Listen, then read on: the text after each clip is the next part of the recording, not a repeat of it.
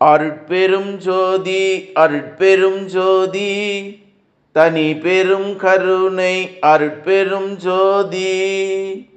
எல்லா செயல் கூடும் என் ஆணை அம்பலத்தே, எல்லாம் வல்லான் தாலே ஏத்து. வாழ்க வையகம் வாழ்க வையகம் வாழ்க வளமுடன். குரு வாழ்க, குருவே துணை. அருட்பெரும் ஜோதி திரு அருள் பிரகாச வள்ளலார் ராமலிங்க சாமிகள் பாடி அருளச் செய்த திருவடி புகழ்ச்சி பாடல் 104. எழில் பாவை இசையை ஆர் ஊர் மறுக்கில், அருள் கொண்டிரா முழுதும் உலவும் பதம் என்று வள்ளல் பெருமான் பாடக்கூடிய ஒரு அற்புதமான திருவடி புகழ்ச்சி பாடல். இதனுடைய உரை விளக்கம்: மனித உள்ளம் எத்தனையோ சாதாரணமா கீழ்த்தரமான இச்சை வயப்பட்டு ஏதேதோ அவன் வேண்டுகிறான். வேண்டியது கிடைத்தால் மகிழ்ச்சி, இன்றேல் வருத்தமே. ஆண்டவன் வேண்டுவர் வேண்டியதை ஈவான் என்பார். ஆனால் கடவுள் எல்லாம் அறிந்த அருள் ஞான பரம்பொருள் ஒருவனுக்கு நியாயப்படியும் விதிப்படியும் தேவையானவற்றை கொடுத்து கொண்டு இருக்கின்றார். தேவைக்கு மாறானதை வழங்கார். எவ்வகையிலும் தடை செய்து விலக்கித்தான் விடுவார். ஆரூராரை பற்றி விஷயம் இங்கே வருகிறது. அவரது பக்தியின் சிறப்பு கடவுளுக்கு நெருக்கமான நட்புக்கு மிகு தோழமைக்கும் ஆளாகிவிட்டதால், ஆகையால் பொருளையும் பொன்னையும் புலன் இச்சையும் நிறைப்படுத்த வேண்டிய அவைகளும் அன்புடன் அளித்து உதவுகின்றாராம். அருட்பெரும் பதியை நம் இச்சை நிறைவேற்ற வேண்டினால் என்ன பெரும் பயன் கிடைக்கும்? சோறு வேண்டின் துகிலேன் முதலாம் சுகங்கள் வேண்டினும், சுகமல சுகம் வேறு வேண்டினும் கொடுத்துடுவார். ஆனால் எது வேண்டப்பட வேண்டும் என்று நமக்கே தெரிகின்றது இல்லை. அசுத்த மன மயக்க நிலையில் கிடக்கிறோம். இச்சையால் எதையும் முயன்று பெற்று முடிவில் துன்பம் அடைகின்றோம். ஆகவே அருட்பதம் ஒன்றே நமக்கு வேண்டத்தக்கன எல்லாம் காலத்தே வழங்கி வாழ்விக்கும் என அறியலாகும். மற்றபடி சுந்தரர் கதையெல்லாம் உளம் கண்டு பதத்தை உணராமல் வாழ்ந்து விட்டு உழுவது அறியாமையாம் என்று சாமி சரவணானந்தா அவர்கள் இந்த அற்புதமான மெய்ஞான விளக்கத்தை சொல்றார் திருவடி புகழ்ச்சிக்கு.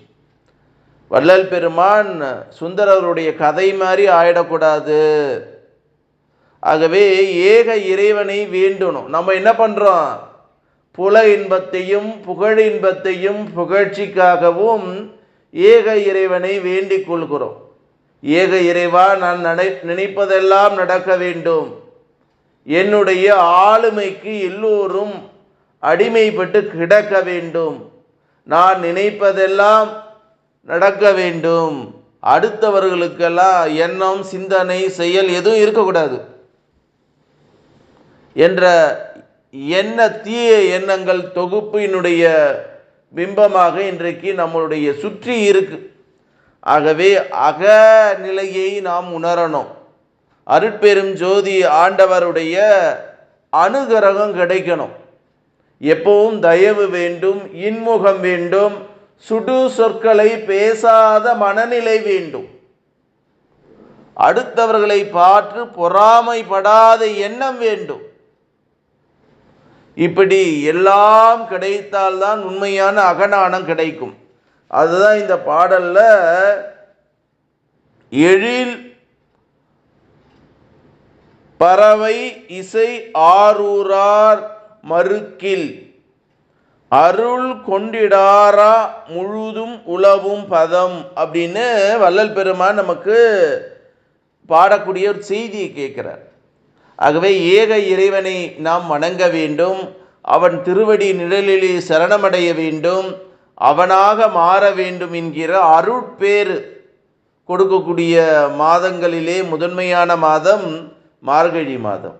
இந்த மார்கழி மாதத்தில் யார் இந்த பீடை மாதம் என்று சொல்வார்கள், பீடுடை மாதம் அல்ல, இது உண்மையான நாணத்தை கொடுக்கக்கூடிய மாதத்தில் நாம் இப்படிப்பட்ட வள்ளல் பெருமானுடைய அந்த திருவடி புகழ்ச்சி பாடல், திருவருப்பா, திருவம்பாவை, வள்ளல் பெருமான் எழுதிய நாண சரியை பாடலாம் நம்ம இந்த மார்கழி மாதத்தில் படித்தமால் நமக்கு பிறவி பயனை நல்கி மோட்ச வீட்டின் திறவுகோல் தானாக திறக்கும்.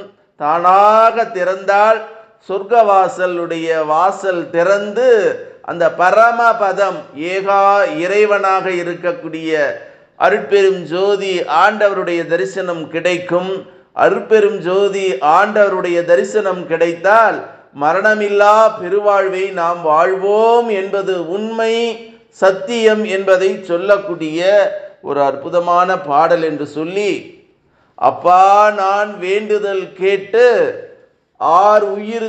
அப்பா நான் வேண்டுதல் கேட்டு அருள் புரிய வேண்டும், உயிருக்கெல்லாம் நான் அன்பு செய்யல் வேண்டும், எப்பாரும் எப்பதமும் எங்கனம் நான் சென்றே நிந்தை நினது அருட்புகழை ஏம்பிடல் வேண்டும், செப்பாத மேல்நிலை மேல் சுத்த சிவமார்க்கம் திகத்தொழுங்கும் அருட்ஜோதி செலுத்திடல் வேண்டும், தப்பாது நான் செய்யினும் நீ பொறுத்தல் வேண்டும், தலைவா நினை பிரியாத நிலைமையும் வேண்டுவன என்று வள்ளல் பெருமான் திருவடியை வணங்கி அருட்பெரும் ஜோதி அருட்பெரும் ஜோதி தனி பெரும் கருணை அருட்பெரும் ஜோதி எல்லாம் செயல் கூடும் என் ஆணை அம்பலத்தே எல்லாம் வல்லான் தாளே ஏத்து இன்று வருமோ நாளைக்கு வருமோ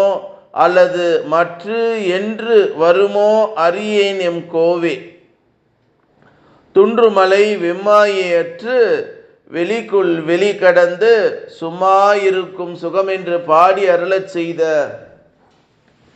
திரு அருள் பிரகாச வள்ளலாருடைய திருவடியை தொட்டு வணங்கி எல்லா உயிர்களும் இன்புற்று வாழ்க, வள்ளல் மலரடி வாழ்க வாழ்க, கொல்லா நெறி குவலயமெல்லாம் ஓங்குக என்று பாடி அருளச் செய்த திரு அருள் பிரகாச வள்ளலார் ராமலிங்க சுவாமிகளின் திருவடியை மீண்டும் மீண்டும் தொட்டு வணங்கி இந்த பூமியிலே வாழக்கூடிய சித்தர்கள், ஞானிகள், மகான்கள், யோகிகளுடைய திருவடியை தொட்டு வணங்கி இறைநிலையோடு என் எண்ணத்தை கலக்கவிட்டு உங்கள் அனைவரையும் மனதார நெஞ்சார வாழ்க வளமுடன் வாழ்க வளமுடன் வாழ்க வளமுடன் என்று வாழ்த்துகிறேன்.